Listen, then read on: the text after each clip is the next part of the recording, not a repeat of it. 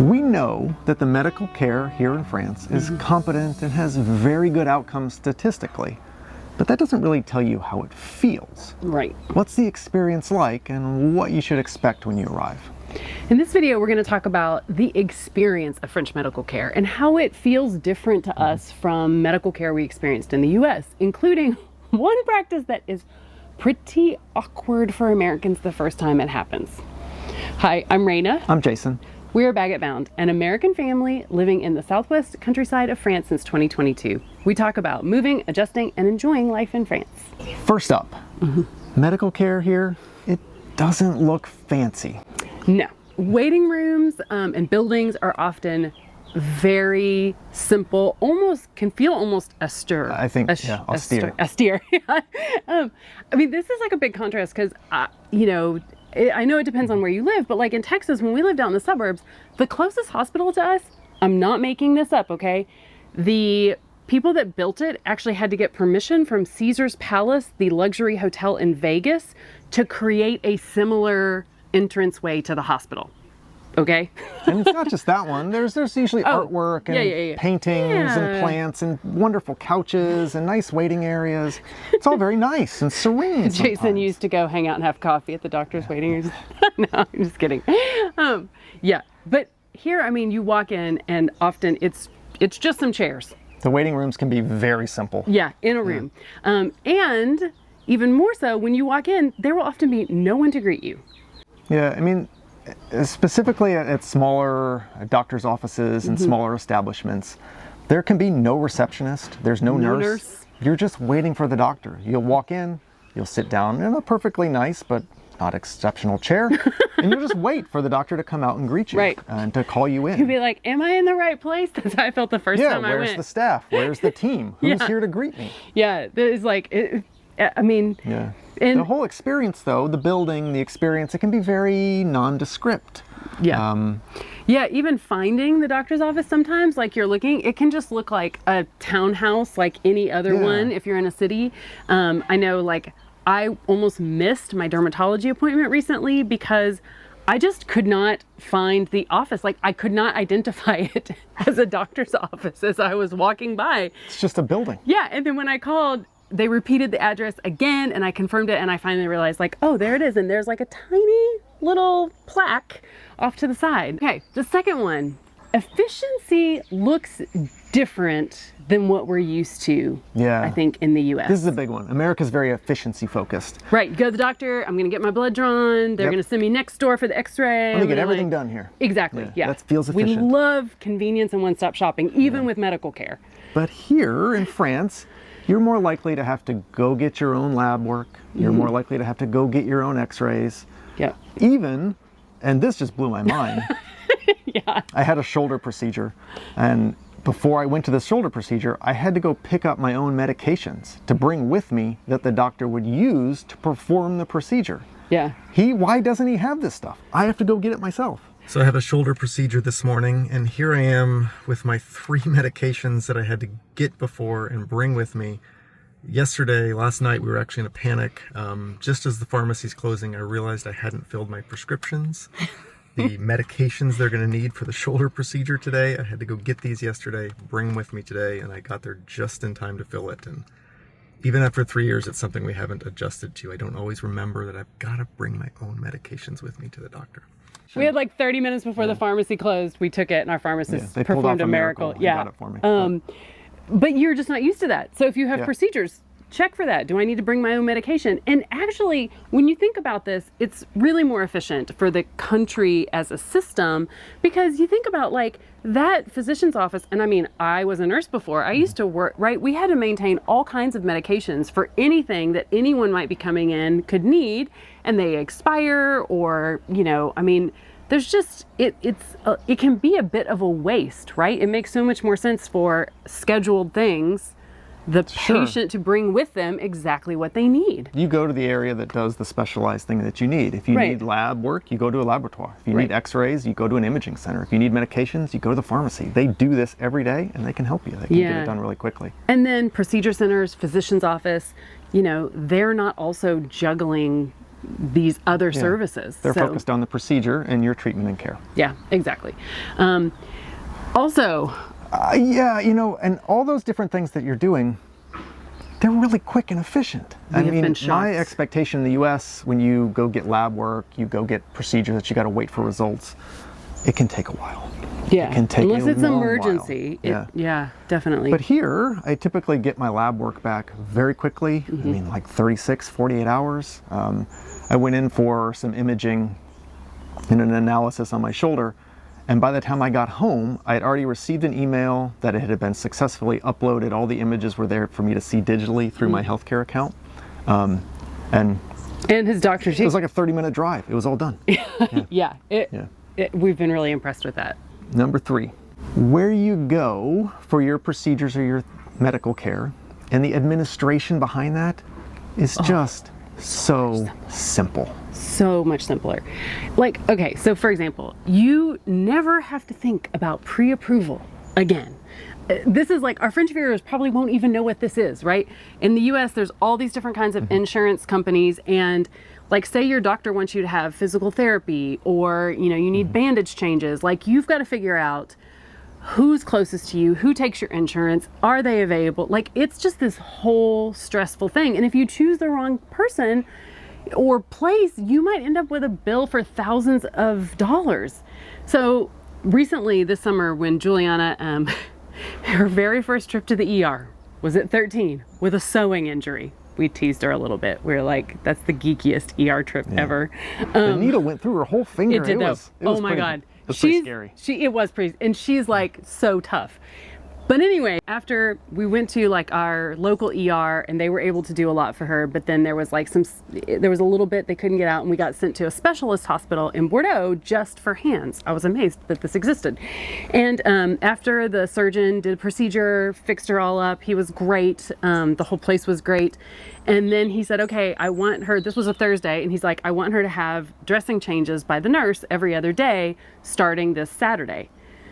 I immediately felt so stressed, because in the US, to have 2 days to like get an insurance approval, find a place, and then get something done like on a Saturday, I was stressed out. So, and I was like, well, where am I going to find the nurse? And he's like, well, when you go to the pharmacy to fill your prescription for the bandage supplies. So again, we're going to get the bandage supplies on our own to take them to the nurse. He was like, just ask the pharmacist. So we're like, okay. So we do that, and the pharmacist is like, oh yeah, just go to the Maison de Santé behind here. There's 3 nurses there, check in with them. 2-minute walk. Yeah, it was literally, we didn't move the car. And you know, the nurse was like, yep, no problem. Bring her in on Saturday at 10:30. We'll take care of it. And that was it. It was like, there was no big conversation about, oh, what's your group number? What's your ID number? Here's your deductible. Like, it just, the service was available and there, and we were able to utilize it. And this was true for the whole process of going to the ER, going to the specialized hospital, going to the pharmacy, going to the nurse afterwards. We didn't have to worry about who was approved, finding which one we need to go to. That just wasn't on our minds. We just went and got the care that we needed. Yeah, so I mean, I feel like this is one of those things that I feel like I do feel frustrated in the US that often we're told that a more socialized medicine care system will leave Americans with less choices. No, I think it's the opposite. Yeah, it definitely feels that way. And you know, all the administrative stuff, the insurance part of this and the reimbursement part of this, it's also simple. I mean, you just have your Carte Vitale, your public health insurance card. If you have private insurance, a mutuelle or top-up insurance, it's linked to the card. So you're just carrying around one card. You swipe it whenever you're getting medical care, whenever you're making a payment, and then you're reimbursed. The reimbursement just happens on its own. I don't have to provide a form. I don't have to do anything. I don't have to follow up. I don't have to call anyone. It just kind of happens. It just happens. Yeah. It's like, I mean, even if it wasn't, I mean, the healthcare feels better, and the admin is just so much simpler. Yeah. It's not a job. It's not a job. Yes. Okay. So the 4th thing is common practices around modesty during exams and like family accompaniment policies. Yeah. So the first one, just when I go to the doctor every year, I have a lot of skin cancer history in my family, and so I go get a skin dermatology screening for skin cancer every year. So when I went here in France for the first time, well, I guess I should say, when I go in the US, someone walks me to the room and then presents me with a whole bunch of paper. I'm going to cover every part of my body up, and I take off all my clothes and then I cover up with all the paper. The doctor comes in and they slowly uncover just the part they're examining until they're done. And then they leave again. You get redressed. They come back and talk to you, and then you're done. All very proper. All very right. So this was just what I was used to.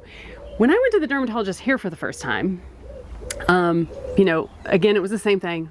In the waiting room, no nurse or receptionist or anything. She comes and gets me. She takes me back to the room. She's standing there. She asks me a few questions about my history because it's the first time I've seen her. And then she just tells me to get undressed. And she's just standing there. And there's like nothing except for exam table around, No right? curtain. No, right. And so I'm just like, okay.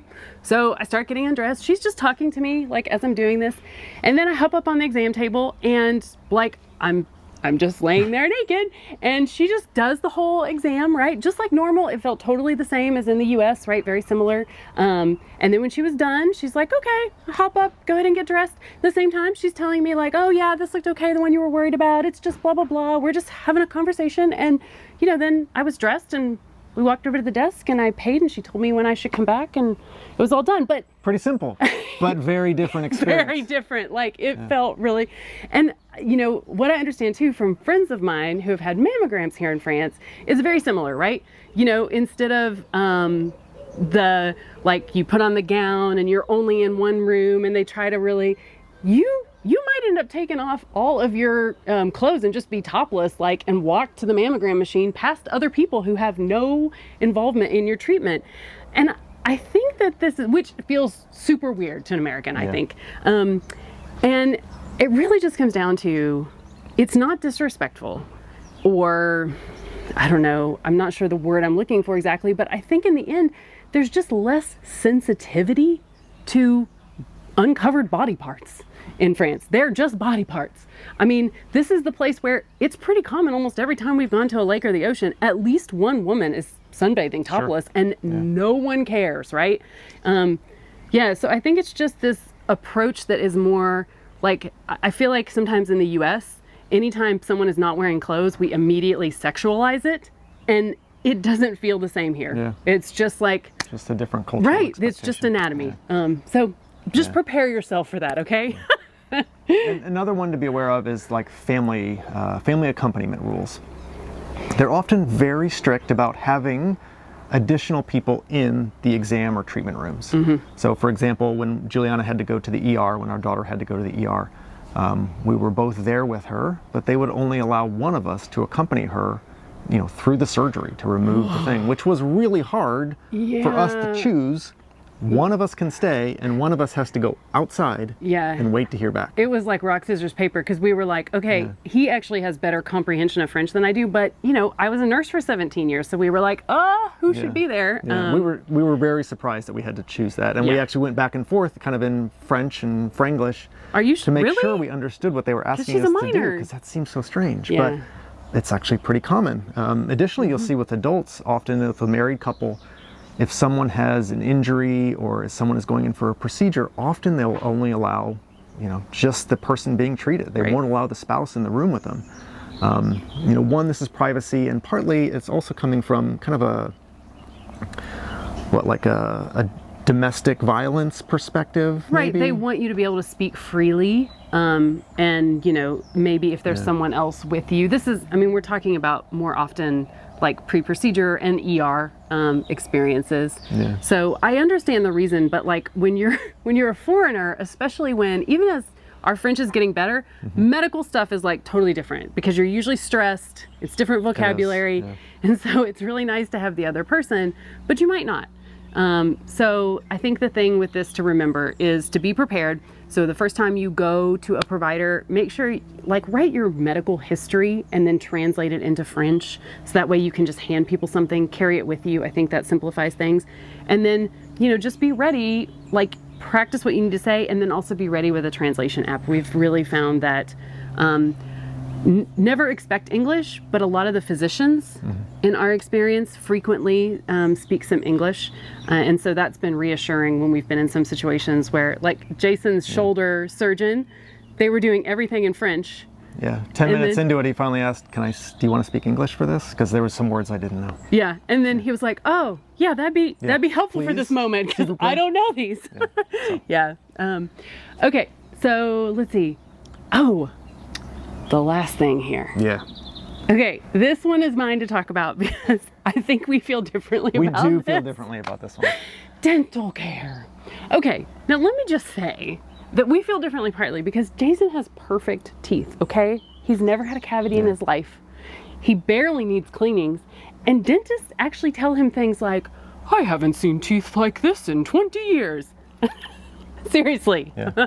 Okay, me on the other hand, right? I'm the person who goes to get a cleaning and they're like, oh, you should probably come back in 3 months, not 6. And I've had lots of cavities despite dedication to brushing. Anyway, so when we got here, it was really important to me to find a dentist. And I went to one, it was like the first few months we were here. He was kind of a youngish dentist. He was super nice. But they don't do cleanings. It's like there's no dental hygienists really. Maybe there are, but I've never seen one.